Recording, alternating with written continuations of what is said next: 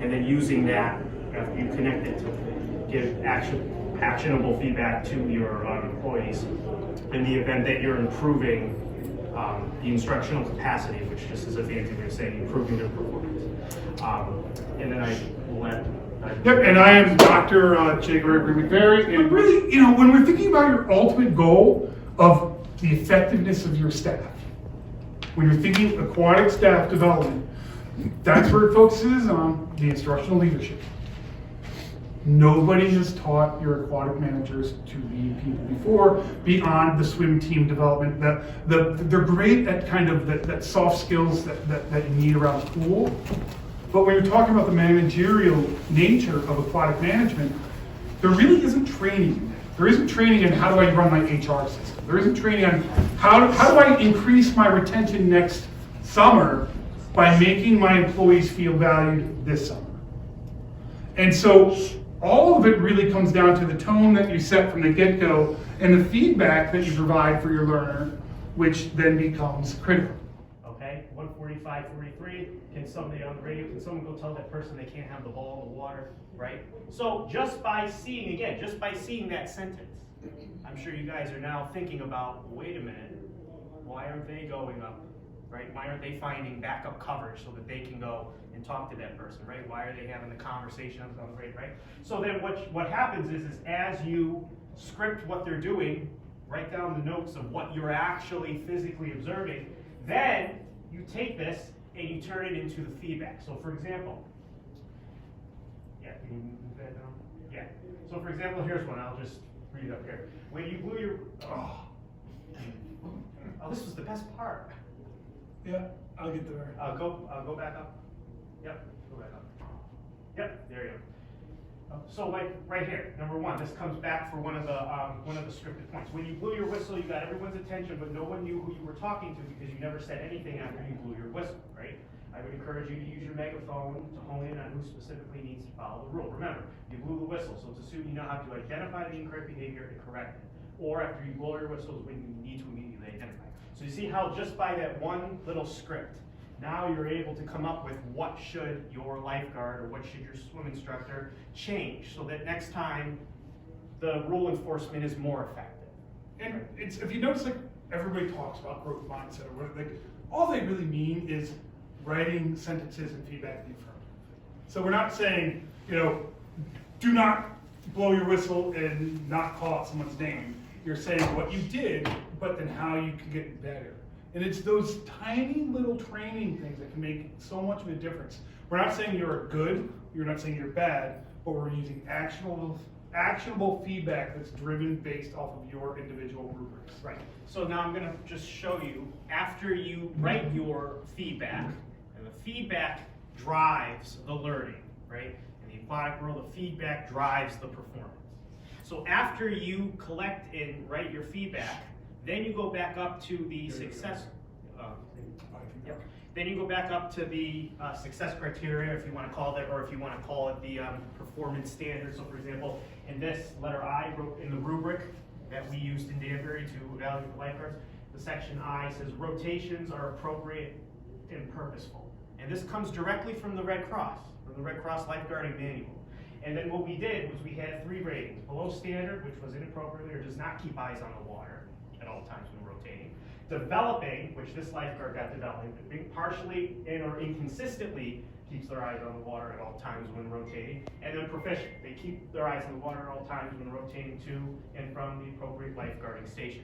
So again, in a nutshell, it's very simple. Going back to what we said, you observe what's going on, you write it down, right?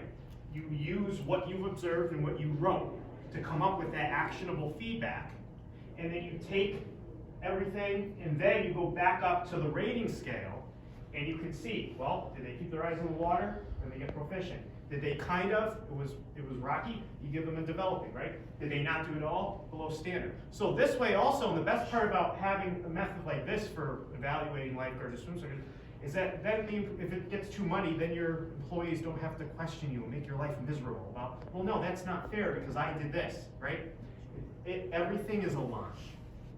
And even conferencing with them, talking to them, hey, after the observations, I met in Danbury, I met with the the lifeguards and the swim instructors, and I talked to them, asked them some questions. How did it go? How did you feel that your time on the chair went, right? Tell me something that worked well, right? What's something that you would change next time if you were to lifeguard that on that chair, the same, you know? So little things like that really help motivate and really place some value in your employees. So this way you'll then be seen as, you know, someone who genuinely, which you all genuinely care, because you wouldn't be in this if you didn't. But from the employees that might push back in terms of, well, management is not helping me out, and well, I feel like left out, like Danbury felt. You know, they'll feel much better.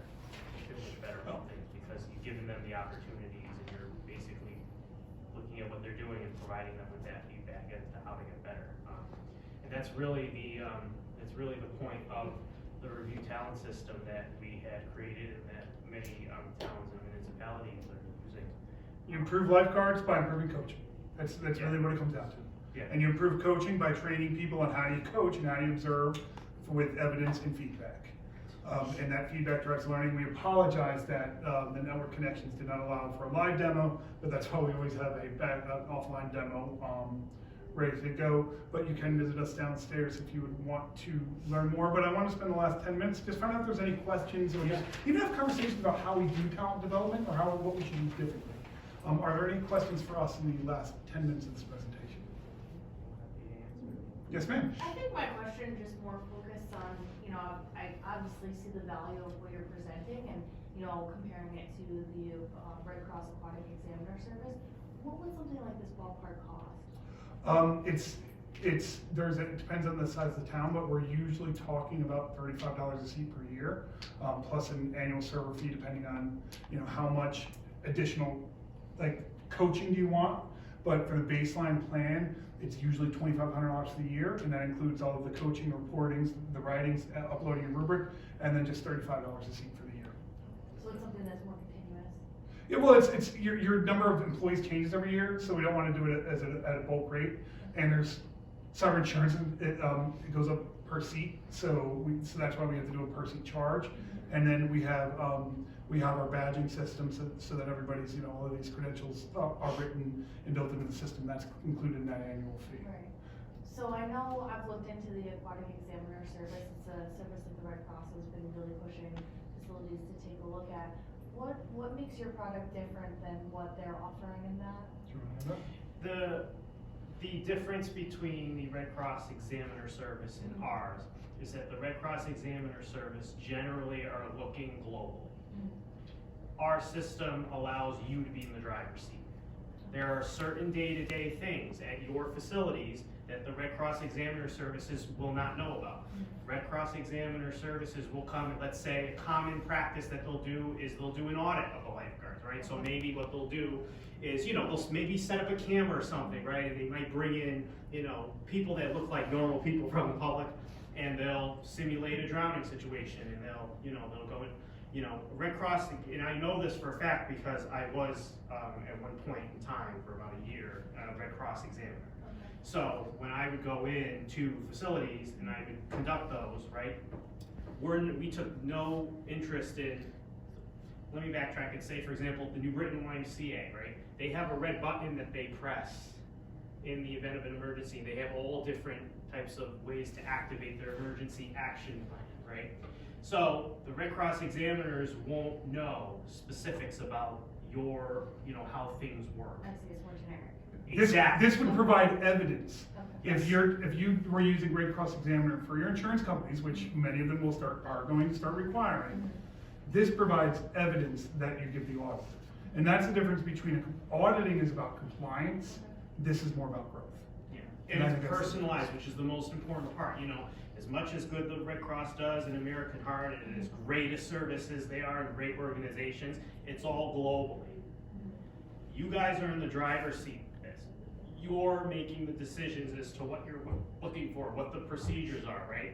It makes no sense for, in my opinion, and from actually having been a Red Cross examiner at one point in my life, it makes no sense for me to come down and evaluate, you know, lifeguards if I'm not, like, what you do at your facility, they should be doing, right? If someone's coming in and doing something completely different, how is that a fair assessment of your employee's performance. So that's how our system and our way of doing things differs from Red Cross in the sense that it is personalized.